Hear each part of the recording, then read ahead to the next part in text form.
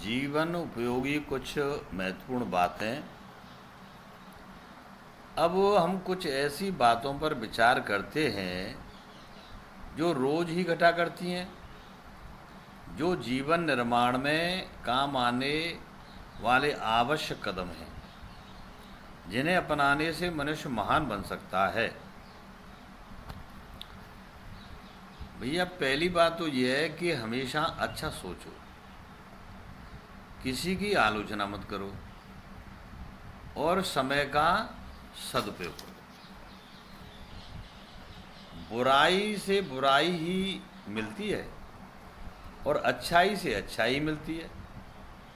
हमारे विचारों के अनुसार ही हमें संगत मिलती है। यदि विचार अच्छे होते हैं तो श्रीमान का संग मिलता है, यदि विचार खराब हों तो बुरे लोगों का संग प्राप्त होता है। फिर भी मनुष्य को अपना विवेक नहीं त्यागना चाहिए।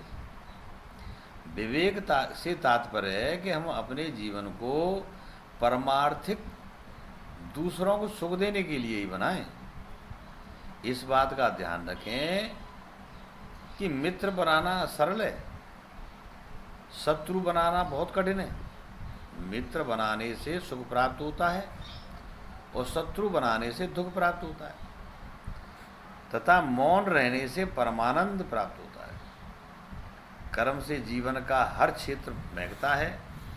सदैव अच्छे कर्म करते रहो, यही जीवन का लक्ष्य हो तो मनुष्य का लोक और परलोक दोनों का निर्माण करता रहता है। जो लोग मोहवश या अज्ञानवश अपने कर्तव्य का पालन नहीं करते हैं, उन्हें कष्ट उठाना पड़ता है।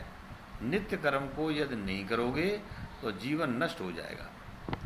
अनित्य कर्म में आस्था रखने वाले लोग संकुचित विचार के होते हैं। यों बहुत ही दुखी होकर के आत्महत्या भी कर लेते हैं। हमें अच्छे कर्मों की प्रति सजग रहना चाहिए। नित्य कर्म वो है जो जीवन के चलाने के लिए अनिवार्य है, जैसे कि समय पर जागना, समय पर सोना, समय पर खाना, समय पर नहाना तथा समय पर काम करना। समय की पाबंदी जीवन भर होनी चाहिए। समय पर पूजा करना तथा समय पर बड़ों का सम्मान करना, समय पर इष्ट देव गुरुदेव का पूजन करना इत्यादि। ईश्वर का सुमिरन तथा महान पुरुषों की संगति, शास्त्रों का अध्ययन तथा उनके बताए हुए रास्ते का अनुगमन तथा शुभ आचरण आदि नित्य कर्म है। और अनित्य कर्म वे होते हैं जो कि मनुष्य के साहस, शक्ति और कीर्ति को नष्ट करते हैं, जैसे समय को भूल जाना, नाराजगी, नफरत, क्रोध, गुस्सा, अपराध, आलोचना, चुगली, बुराई, मद्यपान, परस्त्री गमन, झूठ बोलना, अविश्वास होना, भोग तथा संग्रह की प्रवृत्ति होना, बेमनस्य, राग द्वेष, खंडन मंडन आदि। विचार मनुष्य को डरपोक, कायर, भीरू तथा अधम, नीच और धूर्त तथा मूर्ख बनाते हैं। ऐसे विचार मनुष्य को जीते जी बर्बाद कर डालते हैं, क्योंकि ये अनित्यता के प्रति ही होते हैं।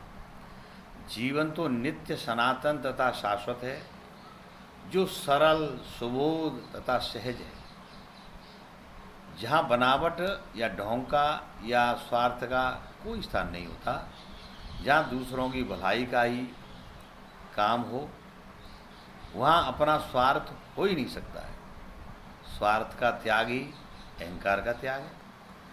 अपने लिए तो संसार के 90% लोग जीते हैं, किंतु 10% लोग केवल दूसरों के सुख का ख्याल रखते हैं। अतः ऐसे लोग ही सुखी जीवन व्यतीत करते हैं। उनमें विकारी भाव का उत्पन्न होना नामुमकिन होता है। उत्तम लोग ही उत्तम कार्य करते हैं, उनका आचरण भी उत्तम होता है। श्रेष्ठ पुरुषों के कार्य श्रेष्ठ ही होते हैं। श्रेष्ठ उत्तम पुरुषों दूसरों के हित के लिए ही जीते हैं। यही आत्मा और परमात्मा की आवाज़ है। उन लोगों की तरफ मत चलो जो डरपोक हैं। आप उन्हीं लोगों की बात माने जो वीर हैं, ईमानदार हैं, प्रसन्नचित्त हैं, निर्विकारी हैं, सहयोगी हैं, कर्मठ हैं, शील, चतुर तथा ईश्वर के प्रति आस्थावान लोग हैं। ऐसे लोगों की बात हमको माननी चाहिए। वे ही पुरुष इस जगत को के कल्याण व प्रकाश के स्तंभ होते हैं। वे ही प्रकाशक हैं। उनका जीवन ही धरोहर है।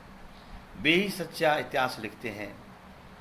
उनके बताए हुए मार्ग पर चलना चाहिए। नमस्कार।